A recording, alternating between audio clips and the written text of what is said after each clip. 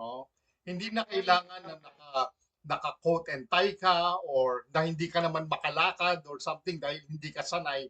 The new generation right now, even though kahit naka-short ka, naka-sombrero ka, naka-t-shirt ka, you're earning some amount of money na na na na nakagisnan natin na kailangan kung kumikita ka na, kailangan nakakorbata ka, no? Hindi na. Sabi niya, no? Iba na ngayon ang generation, no? Ang generation ngayon, kahit naka-rubber shoes ka, naka-shorts ka lang, pero kumikita ka, di ba? At mas comfort kasi sabi niya nga, no? Nasanay siya sa corporate world na kailangan naka-Amerikana ka, no? Naka ano ka. Pero ngayon, sabi niya kahit hindi po pwede, no? At pwede kang kumita ng malaki kahit na hindi mo pinapakita yung suot mo, di ba? Which is maganda, no? Yung nangyayari ngayon, maganda. Na alam niyo po, ako may dala akong dalawang suit, hindi ko nagamit, no? Unang-una mainit. Mainit. Pangalawa po, yun nga yung binanggit niya. So kailangan naka-rubber shoes na lang kami tuloy. Dala Sir Eddie, no? O mas komportable kami. Tama nga naman, no? Bakit kailangan nating magpa-impress to impress people? Eh tayo lang mismo sa sarili natin is already impressive enough. 'Di ba? Na maging parang sinasabi niya maging totoo ka lang sa sarili mo. Kung yan ang gusto mong isuot, di isuot mo. Hindi ka i-judge. Yan. Hindi ka i-judge based from your looks, but i-judge ka sa sarili mo mismo based on your performance. Di ba? So, yun. Tama. Ang galing nga. Ang Mm. galing. Ang sarap Uh, kausap din ni Sir Raj, ano? Oo. Yeah.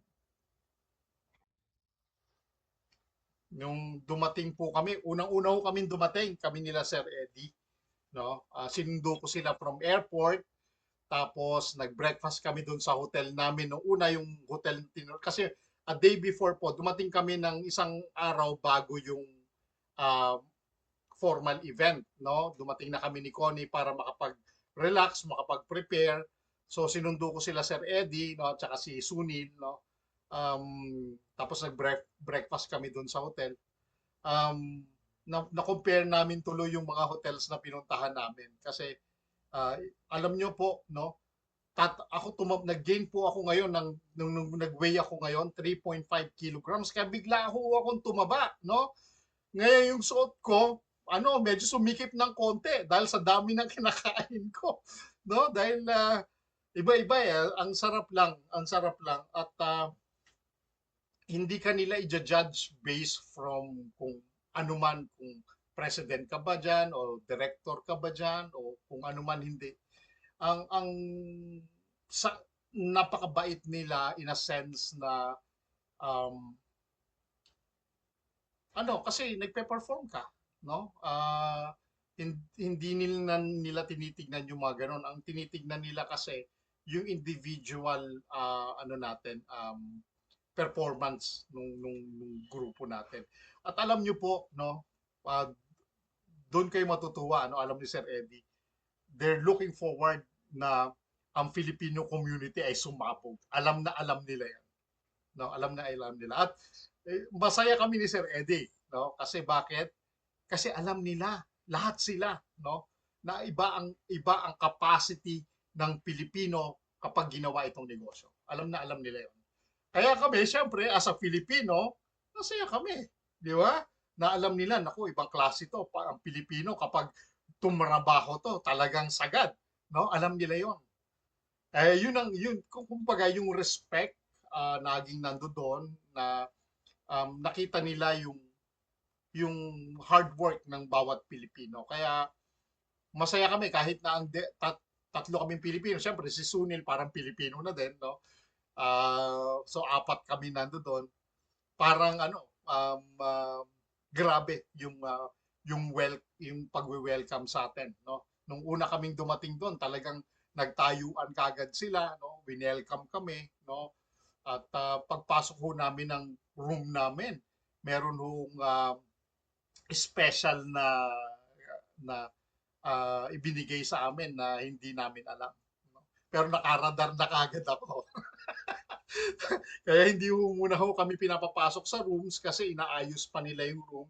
Pagpasok mo, meron kang may balloon, no, welcome Stratify. Tapos nakasulat yung pangalan mo dun sa screen ng television na nire-recognize kanila, no? Tapos hindi ho biro yung binigay sa amin na welcome pack kasi ano po, talagang ginasusan po nila talaga yon. At yung hotel po, yung rooms po namin, no, ay um, um, superior class yung rooms namin. Kaya meron po kaming nakasegregate po um, yung toilet namin doon sa bathtub. Tapos may another room ka pa para sa guest mo. Tapos meron kang room na sa sarili mong room. So ang ganda po, no? Ang ganda ng ginawa nila. At ayun, nakakatuwa, no? Tapos pagbaba mo, uh, may sumasalubong na sa'yo kagad, no? Na um, kino-congratulate ka, no? Ayun, tapos want to sawa sa pagkain. Yan. Iba-iba ho ang restaurant na pinupuntahan namin. Sa room sa hotel kasi na po na yun, meron hong dalawang restaurant. So, kunyari, sa umaga doon sa isa, sa tanghali doon naman sa isa, tapos sa gabi iba rin po yung aming restaurant. So, iba-iba po. Kaya hindi ka magsasawang kumain kasi iba-iba yung um, um, siniserve no pagkain. Ano? Yan. Mga rib eye na steak, ganyan. Mayroong Japanese corner, mayroong English corner, may Chinese corner, iba-iba po, iba-iba. Tapos kung vegetarian ka, meron din. Kaya nakakatuwa. Pwede ka rin magpaluto, may teppanyaki pa, no? Pwede ka magpaluto sa kanila kung ayaw mo yung mga putahe na yon. So, kayo ang bahala. At hindi ka rin nila i-judge kung gaano karami yung kinakain mo, no? At gaano kadami yung iniinom mong drinks, hindi ho, no? Kayo ang bahala. At libre po yun, no? Libre po. Kaya salamat sa Diyos, no? Naranasan namin po yun. Sana po ganun din kayo, no? Um, nung nung kausap ko nga sila, sabi ko nga, in behalf of the Filipino community, sabi ko, nagpapasalamat kami dahil naranasan namin to and babaunin namin lahat ng um, natutuhan namin at nalaman namin para ma-impart namin sa inyong lahat. No? At meron, Captain Sadiq, kung hit mo yung 2% mo at baka sa susunod makasama ka. No? Kasi sabi nila, hit the 2%, ask your downlines to hit the 2%, then 3.5%, then the 5%. Kung na-hit na ng mga downlines mo yung 2%, you hit the 3.5%. Kapag na-hit nila na ng mga downlines mo yung 3.5%, you hit the 5%. Puro ganun po. So ituturo natin kung paano. Ayun. Ayun.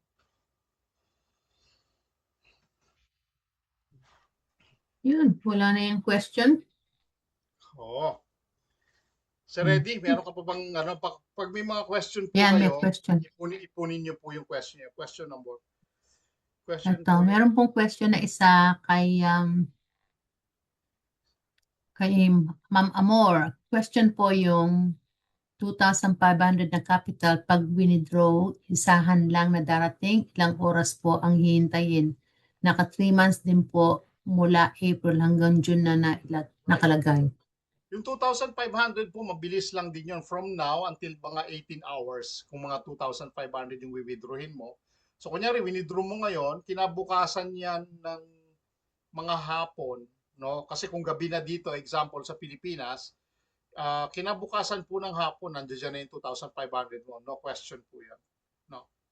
Ayan. Bakit ganon? Kasi po, Madali lang.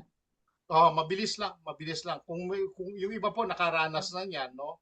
Mabilis lang Kaya ako po. 1 hour lang, 480, nag-withdraw ako, 1 hour lang dumating na. 1 hour, o yun. So, kaya nga from now to 18 hours. Ganun po yun.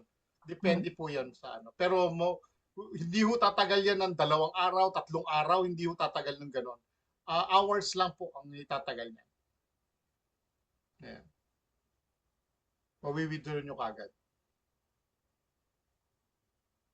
Naka 3 months din po mula, okay. Very good. Kung naka 3 months ka, malaki-laki na yung 2,500 na yan. Kumita na yan ng mga 1.5. Okay. Wala na siguro ang tanong, Sir Anton. Sir Eddie? Ako, may tanong ako sa kanila. Ano po ang ngayon ang balak ninyo? Ano po ngayon ang plano ninyo? Ako naman ho ang magtatanong. Ano ang plano ninyo? Mag-i-stay lang ba kayo dyan sa investment ninyo? O gusto nyo pandagdagan? O anong plano ninyo? Mag-withdraw ba kayo araw-araw? O may plano ba kayo? Palaguin ang investment. Yeah, opo. Mag-build ng team. Build ng team na kayo po ang bahala yung plano ninyo. Mag-invite, yes. Sabi ni Kuya Tommy. Yan. Ayan. Kayo ang bahala. Tandaan nyo po ito na, yung pera ninyo, walang nagko-control, kayo lang po ang magko-control. Kung natatakot kayo o nasanay kayo dun sa ibang mga companies na nako-control yung pera ninyo, sa atin po hindi. You have all the controls of your money. Kayo lang ho ang may control. No? So, yun ang maganda sa lahat. No? At saka, ang dali nilang kausap. Dali lang kausap. No? Yan. Maglagay po ng 1 share sa Tuesday. Well, ikaw ang bahala, Modesta. No? Kung yun ang balak mo, that's good. No? Ikaw yan eh. Yeah? Okay. Padamihin ang puhunan at palakihin ang grupo para walang maiwanan. Tama, Grace, no? Tama. So, ang gaganda ng mga ano nyo. Dapat ma-execute yan, lahat, plano kong palakihin ang investment at ng team ko. Congratulations dyan. Kung yan ang plano mo, go for it, no? Kasi you won't go wrong. Sa lahat ng mga plano ninyo, you won't go wrong. No? Magiging mali lang kayo kung halimbawang iba yung pinaplano ninyong. Kasi kailangan ng pagpaplano may kasamang yung tama, no? Yung tamang pag-iisip, no? Wag yung alam nyo may mga leaders dito nagpupunta dito. Alam nyo po, sabihin ko sa inyo, naghahanap lang yan ng kung sinong mapipick up diyan para mabudol kayo. Wag kayong magpapabudol tandaan nyo. Especially my team yung team ko. Wag kayong magpapabudol sa mga loko-lokong leaders tandaan nyo. O yan, sige. Ako nag-full-time nag-recruit, nakapag-funds na ng 3 na ipasok. Congratulations, Venice. Galing, no? Naka-sign up pa ako ng on the deck 3, 3 pa next to funds. Wow! Yan. Timo, nakikita nyo, no? Alam nyo po, dito sa negosyo natin, okay, alam ko, naintindihan ko, nakaranas tayo. Kasama ako dyan, no? Na mas-scam. Okay. Tanggalin na natin yun ngayon. Huwag na tayong magpa-scam uli di ba? Ito na di ba? Kahit sabihin nyo, maliit yung kinikita ko Anong gusto mo? Maliit yung kita mo o mas-scam ka? Ay, dito na ako sa maliit. Di ba? Hindi naman talaga maliit. Alam mo kung bakit? Kasi depende yan sa investment mo. Nakakapaglagay nga tayo ng 500 minimum. Dito, nakapaglagay ka lang ng 100, takot na takot ka pa. Di ba? Sa ibang company, kikita ka peso. Papayag ka ba? Peso, nag-downgrade ka? Nakakahiya naman. Di ba? US dollar na yung kinikita mo. Kumbaga, nakahiga ka na sa kama, bumalik ka sa banig. Di ba? Hindi ko naman minamaliit yun. Pero, andito ka na sa US dollars, kapatid. Di ba? Ngayon, kung naghahanap ka pa ng ibang pagkakakitaan as your sideline, bahala ka. Pero wag kang magpapahuli. Kasi pag nahuli ka, tatanggalin ka ng kumpanya. Tapos sisiraan mo pa. Naku, wala, sabi ko sa iyo. Sir Anton, napag-deposit kagabi new members ko. Nasa transaction history under review. Ano ang gagawin para makita na sa dashboard? Yun nga dyan, no? Naitakel yata yan kanina, no? Baka mamaya yung execution ng deposit, lumagpas na yung timer na 15 minutes. O kaya, kasi may timer yun dyan di ba? May QR code. Sa taas ng QR code, may timer yun na 15 minutes. Na-execute kaya yun ng 15 minutes. Or mamaya, inex siya. Kumbaga, tinanggal siya, nag-create na naman ng bago. May iba talaga, napapalitan po kasi naiiba po yung wallet address kada nagbabago siya. No? Kada pinapalitan natin siya, nag-iiba yun ng wallet address, hindi pare-parehas dyan. Pero ang kagandahan dyan, pwede nating retrieve back yon. Ang importante, meron kang transaction hash kung magkano, anong oras yun na-execute, anong oras, magkano yung dineposit, at makukuha natin yan. Mabilis lang yan. Ayan. Ayan. Ayun. Sir Eddie, meron ka pang tanong? Meron ka pang sasabihin, Sir Eddie?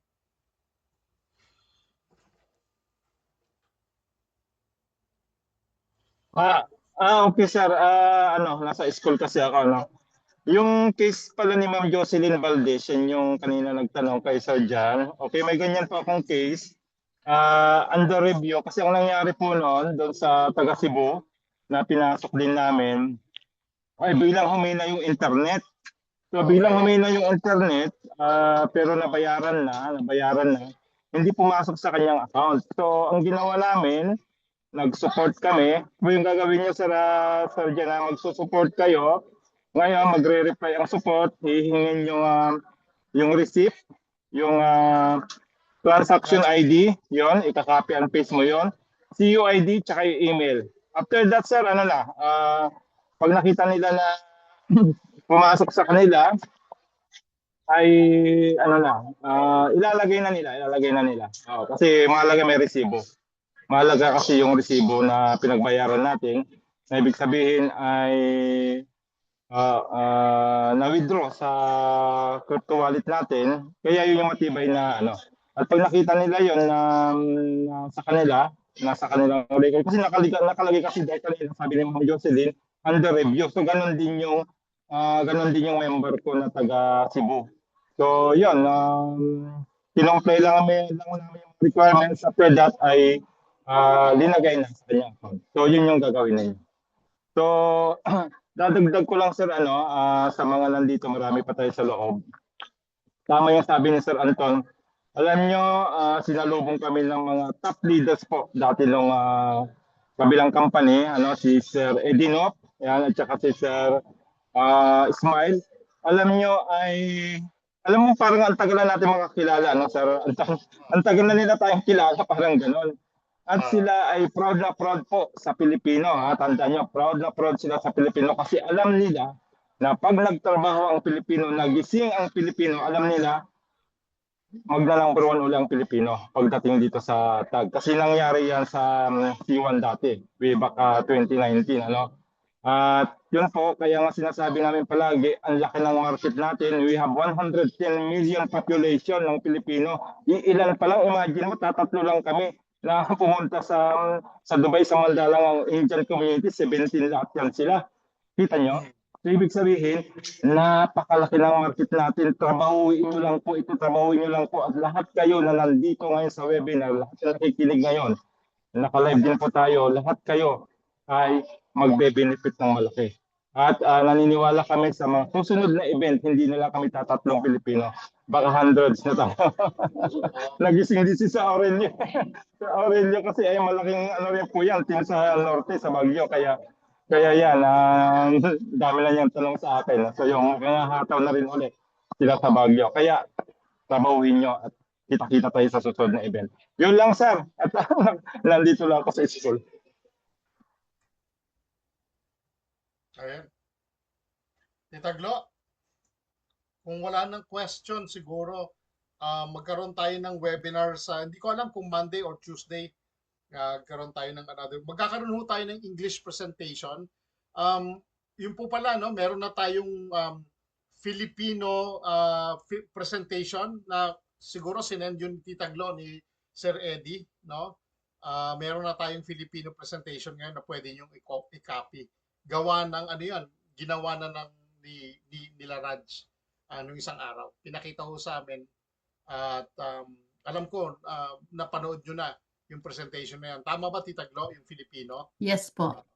Pinakita sa akin ni Raj nung isang araw na gawa na yung, kasi ni-request ko po yan dahil sabi ko, how come that any other countries have their own presentation apart from the Philippines? Sabi ko, although Filipinos are English-speaking country, sabi ko, but we need a Filipino language for a presentation like this. So nag-create sila, no, ng Filipino. Kaya meron na pong Filipino ngayon. No? Kasi bakit? Siyempre yung iba naman, siyempre mas gusto Tagalog talaga, di ba? Mas maintindihan Exactly. natin yung Tagalog. So kaya nagkaroon na po tayo. So nung pinakita sa akin ni Raj nung isang araw, na meron na at ayun, kaya meron na po tayo ngayon. Yeah. That's good. That was Oh, a good news sir, po yun. nandun na sa, sa pinost ko kaninang umaga, di ba, ilang language na po yon. So, i-click nyo lang po yung link na yon, makikita nyo na po din yung Filipino presentation. Yung pinasa ko kaninang umaga. Ayun. Ayan. Ano yun? Yung